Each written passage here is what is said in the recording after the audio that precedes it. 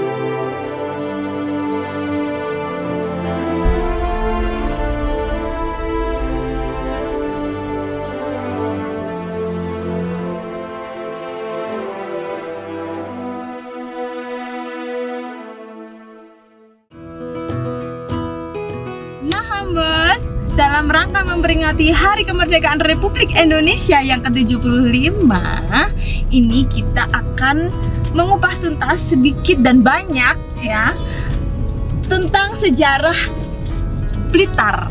Kita langsung ke narasumbernya dan kita sudah janjian dengan beliau, jadi kita akan langsung ke sana ya, kita cus ke sana, oke?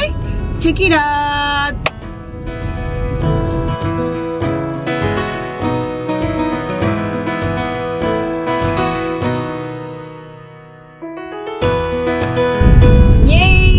Udah mau sampai, jadi kita siap-siap mau turun. Itu dia Kalisa pakai baju rangkep biar hangat. Jadi karena di Blitar wilayah utara, jadi kita deket Gunung Leuweut. Jadi udaranya sih agak dingin gitu karena lagi musim kemarau. Jadi kalau malam itu rasanya dingin, dan ini kita udah sore, jam berapa ya? Sekarang hampir jam 4 gitu. Jadi udaranya agak dingin dan sebenarnya anginnya sepoi-sepoi ini kalau kita lihat di luar gitu. Ini agak ke gunung-gunung gitu. Ya, kita siap-siap turun ya. Sampai ketemu.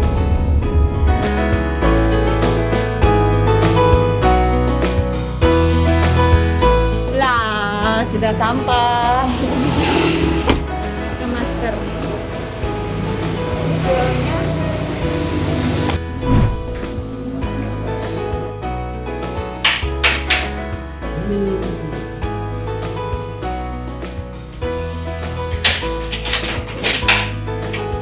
Selamat sore, Bapak. Selamat sore ya. Silakan, Mbak. Boleh kami masuk? Oke, silakan masuk. Ya. Nah, kita udah sampai dengan beliaunya yang di hadapan dia Kalisa sekarang. Kita udah lepas masker dan sudah jaga jarak, jadi kita akan mulai tanya-tanya. Baik Pak, ini kami akan mempertanyakan satu pertanyaan di awal. Nah, ini kan kami adalah generasi penerus.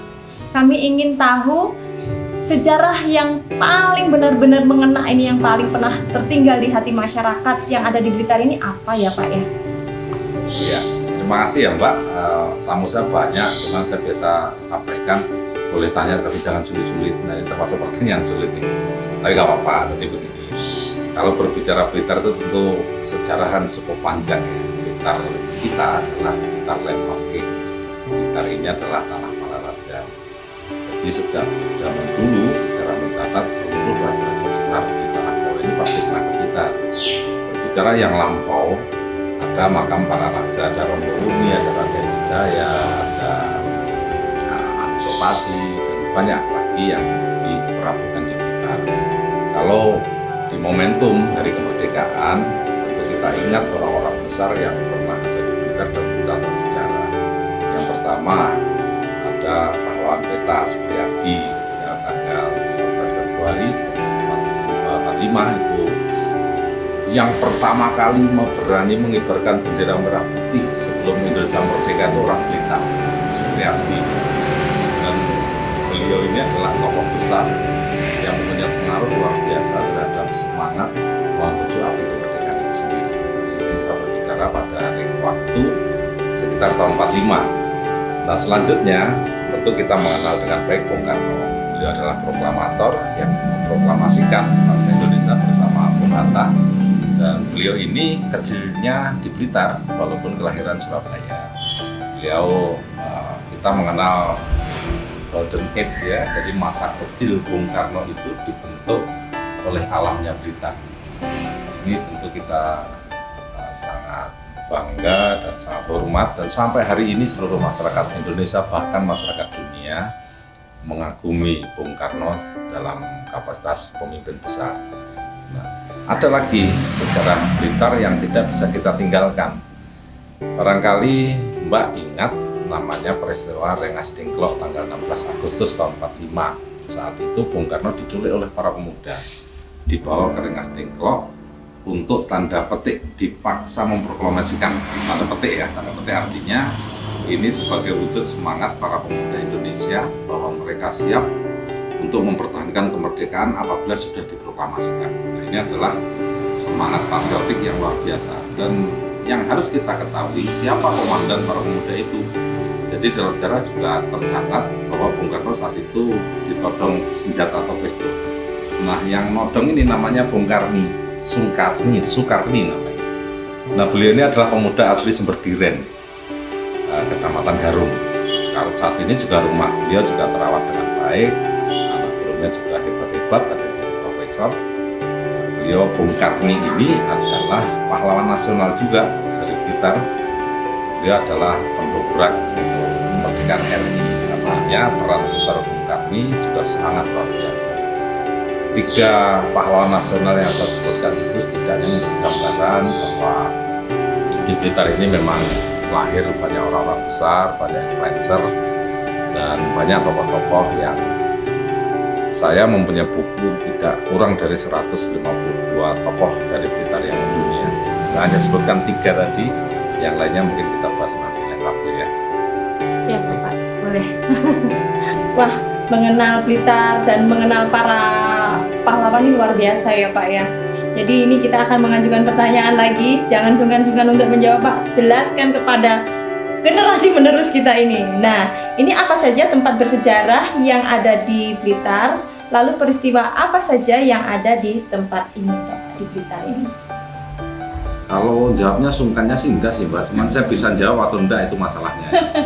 Tapi kalau nanti tentu kalau ada yang kurang yang saya sampaikan, banyak ahli sejarah yang bisa menjelaskan. Saya hanya menyampaikan yang sebatas yang saya tahu, yang pernah saya baca dan saya dengar. Kalau pertanyaan adalah tempat sejarah sangat luas, tapi saya mau kasih gambaran garis besar dulu saja bahwa di Jawa Timur ini ada 36 candi yang sudah terawat, maksudnya yang lainnya kan masih banyak sekali ya. Itu yang 12 ada di Blitar. Artinya Blitar ini adalah kabupaten yang mempunyai paling banyak candi. Kita juga disebut Kabupaten Seribu Candi, dan candi terbesar di Jawa Timur itu Candi Penataran itu juga ada di Blitar. Nah kalau kita mengkaitkan tempat yang bersejarah, sebenarnya candi itu juga bisa kita sebut sebagai tempat yang bersejarah. Candi itu mempunyai fungsi banyak. Jadi ada yang sebagai tempat perabuan, ada yang tempat untuk pertapa pada saat itu, ada yang tempat untuk pemujaan pada keyakinan masyarakat pada saat itu. Juga ada tempat-tempat candi yang digunakan sebagai semacam sekolah. Jadi Candi Penataran salah satunya dalam sisi sejarah itu adalah satu-satunya candi yang mempunyai relief Krisnayana. Kata itu Mahabharata dan Ramayana. Tapi untuk Candi Penataran ini hanya 2, Candi Jago dan Candi Penataran. Ini ada relief Krisnayana. Apa itu Krisnayana? Krisnayana itu adalah tokoh yang identik dengan kepemimpinan. Ada yang menyampaikan ke saya pendapat salah satu ahli sejarah bahwa Candi Penataran dulu itu tempat pendidikan para kesatria Jawa. Jadi sebelum lulus dari sana itu belum bisa jadi raja, belum bisa jadi pemimpin. Kalau sekarang mungkin semacam Lemhanas begitu. Nah, Penataran itu semacam itu. Ini satu tempat bersejarah. Yang berikutnya candi-candi yang lainnya di Blitar ini banyak sekali ya. Situ saja ada 30 candi, ada 12 itu belum tempat-tempat yang belum tereksplor dengan baik. Bisa misalnya tempat bersejarah kedua ini Candi Simping, karena tempat perempuan Raden Wijaya itu kan pertama Majapahit. Ada lagi Candi Sawentar. Candi Sawentar ini punya kekhasan ya. Jadi orang-orang yang mengerti tentang energi di sana itu tempat untuk mengerti tentang Sangkan Paraning Dumadi atau Sastra Jenderal Ningrat. Nah, ini kalau disabarkan nanti netizen bingung gitu. Nanti saja saya hanya bicara sejarah. Apalagi generasi milenial ya Pak ya, itu penjelasan panjang dan lebar. Itu konteks lain nanti ya. Terus selain berbicara candi, tempat-tempat dalam sejarah juga disebut Perang Ganter. Itu zaman Ken Arok, itu berarti tahun 1100 berapa gitu ya, sebelum Majapahit itu ada di Candi Rejo sekarang desanya. Di sana ada Candi Kali Cilik, di sana dekat sana ada Candi Bubrah. Itu diyakini adalah terjadinya Perang Ganter. Terus nanti kalau bicaranya terlalu lampau nanti pemirsanya malah bingung ya, kita maju sedikit aja. Iya Pak. Ya, sekarang di tahun 45 tadi saya nyambung dengan Bung Karno. Ya. Itu juga tempat bersejarah bahwa beliau dimakamkan di tanah Blitar ini. Perhitungannya juga tidak semudah yang kita bayangkan. Kenapa? Karena dimakamkan di Blitar memang kalau dilihat dari atas begitu, konstelasinya keren. Candi-candi Prabuan dengan makam Bung Karno itu menjadi, ya itu urusan nanti ya, tidak saya jelaskan sekarang. Terus tempat-tempat bersejarah lain saya kira di Blitar ini setiap titik banyak untuk dieksplor. Saya kira 7 hari 7 malam tidak akan selesai. Karena begini, saya mencontohkan satu saja misalnya terkait sejarah di satu desa. Di satu desa itu sejarahnya belum tentu satu, nanti masing-masing dusun punya sejarah masing-masing. Nah, di setiap titik-titik di Blitar ini saya lihat mempunyai catatan sejarah yang sangat luar biasa. Yang saya melihatnya ini adalah ya kelebihan tanah Blitar. Contoh, di sebelah barat rumah saya ini namanya Desa Kemlopo. Di sana itu sampai hari ini ada kesenian namanya Reok Bulkio. Reok Bulkio itu satu-satunya di Indonesia, bahkan satu-satunya di dunia. Barangkali satu-satunya di dunia dan akhirat. Artinya Reok Bulkio itu hanya satu ada di Kemlopo dan sudah mendapat pengakuan warisan budaya tak benda dari pemerintah pusat. Reok Bulkio itu apa sih? Itu sebenarnya adalah ekspresi protes dari para pribumi kita, orang Indonesia terhadap penjajahan Belanda ketika mereka kalah perang dengan Diponegoro. Jadi itu pasukan-pasukan Diponegoro sebenarnya. Nah, pasukan Diponegoro itu banyak yang lari ke Blitar ini, termasuk Mbah Jugo itu dari pasukan Diponegoro. Nah, di Kemlopo ini juga, maka di beberapa titik kalau kita lihat pohon sawo, pohon manggis itu sebenarnya adalah kode sandi dari pasukan Diponegoro itu. Nah, yang paling nyata tempat bersejarah di Kemlopo ini sampai hari ini masih lestari. Itu kesenian Reok Bulkio, yang mana Reok Bulkio itu simpel, gamelannya simpel, tidak rumit, tapi kesan yang paling nampak adalah kesan patriotik, seram, kompak, dan semangat. Itu kesan dari Reok Bulkio. Luar biasa. Yang lain-lainnya nanti bisa 7 hari 7 malam, mungkin 7 tahun 7. Nah, ini nggak habis-habis tuh kalau Iya Pak, kalau dipisah-pisah temanya gitu, temanya jadi banyak banget nih nanti. Tentang cerita tentang candi, cerita tentang sejarah yang lain dan sebagainya, itu nanti banyak banget. Baik, nanti kita akan menginjak lagi. Ini Pak, pertanyaan yang ketiga, makna kemerdekaan menurut Bapak? Kalau makna kemerdekaan ya kita lihat dari harfiah. Harfiah dulu, arti dari merdeka itu sendiri. Paling singkat bisa dijelaskan merdeka itu bebas. Jadi kalau ditanyakan apa makna kemerdekaan, menurut saya kemerdekaan itu adalah satu ruang bagi kita untuk bisa berekspresi sesuai dengan kultur adat budaya kita. Kita bayangkan misalnya kita dijajah oleh bangsa asing, terus kita dipaksa untuk mengikuti budayanya. Tentu ini membuat tidak nyaman bagi kita. Sebagai manusia umumnya, secara hakikat manusia itu mempunyai kebutuhan dasar. Yang pertama kebutuhan dasar itu adalah rasa aman. Maka merdeka itu sebenarnya identik dengan menciptakan rasa aman itu sendiri. Ketika rasa aman itu sudah tercipta dalam hati kita, dalam apa yang kita rasakan, maka kita akan lebih bisa berekspresi sesuai dengan apa yang menjadi kemampuan kita masing-masing. Nah, itu makna dari merdeka menurut saya. Artinya ketika dalam waktu dekat ini kita akan merayakan hari ulang tahun proklamasi kemerdekaan Republik Indonesia yang ke-75. Ini adalah satu hal yang saya kira sangat wajib, fardu ain, harus kita syukuri. Tanpa nikmat kemerdekaan kita tidak akan bisa seperti ini. Maka apa yang harus kita lakukan, terutama untuk rekan-rekan saudara-saudara milenial? Saya juga tidak tahu nih saya masuk milenial apa enggak, karena saya kelahiran 76 jadi kurang dikit lah. Milenial itu katanya mulai 80 ya, saya 76 jadi milenial min sedikit. Tapi setidaknya dari kemerdekaan ini yang karena tadi saya sampaikan pada dasarnya adalah kebebasan untuk berekspresi dalam koridor aturan norma yang ada. Nah, tentu peluang inilah yang harus kita tangkap sebagai kesempatan untuk membuat karya. Kalau bisa tidak karya saja tapi membuat mahakarya, karena leluhur Blitar pun sudah mencontohkan. Contoh mahakarya itu simple, contohnya Mbah Turut. Mbah Turut itu kalau Mbak jalan-jalan ke berbagai kota, bahkan di lingkup Asia Tenggara, rupanya itu tetap magic asli Blitar. Nah, beliau ini influencer. Nah, beliau itu bagi saya, menurut pendapat saya tidak hanya sekedar karya, tapi sudah membuat mahakarya. Ketika beliau sudah wafat bertahun-tahun yang lalu, karyanya itu sampai hari ini masih dinikmati sebagian besar dari masyarakat. Contoh yang kedua, Mbah Mujair. Mbah Mujair itu tidak sepele menurut saya. Beliau orang hebat dan sangat hebat. Ketika beliau mengadaptasikan ikan laut menjadi ikan air tawar, tercatat dalam sejarah beliau ini jalan kaki dari rumahnya di Kanigoro di Papungan situ, jalan ke Pantai Serang itu bolak-balik sampai 11 kali. Jadi bukan hanya sekali langsung sukses. Datang, jalan, balik lagi, dipelihara, mati, balik lagi, mati. Tapi karena mental beliau yang luar biasa sebagai seorang influencer, akhirnya beliau berhasil membudidayakan ikan mujair yang sebelumnya adalah ikan laut. Dan sampai hari ini orang menikmati ikan mujair itu. Nah, ini mahakarya. Nah, saya kira generasi kita ini generasi hebat. Tinggal bagaimana mereka mengeksplorasi kemampuannya, dan ada kuncinya sih. Yang penting mereka harus kenal dengan dirinya dulu, baru dia akan bisa membuat mahakarya. Dan saya optimis tentang itu. Amin. Apa harapan Bapak untuk Indonesia, Blitar, dan khususnya di dunia pariwisata?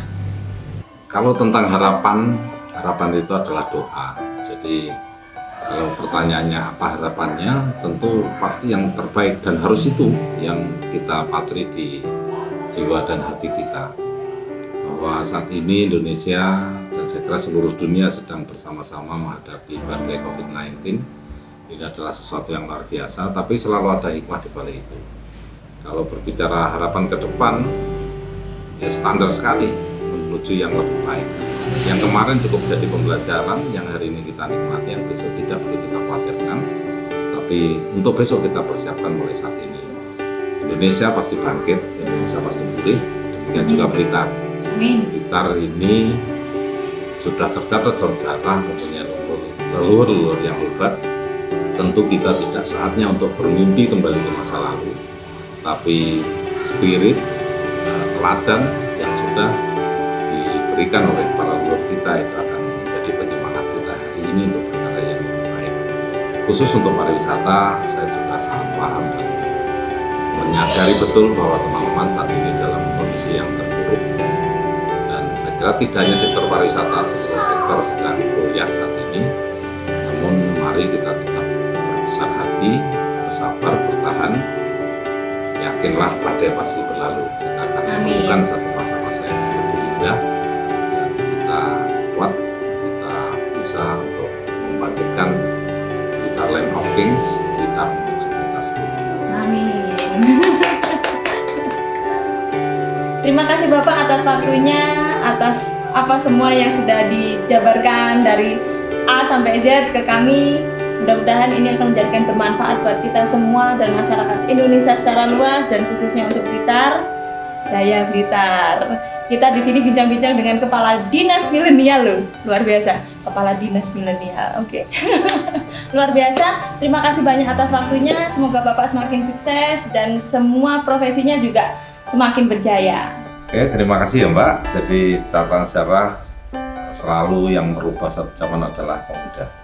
Maka saya yakin pemuda-pemuda Blitar, generasi milenial Blitar dan generasi muda Indonesia akan membawa ke depan kita akan lebih baik semuanya.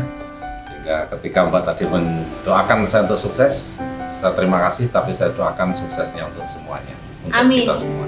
Amin. Oke, terima kasih.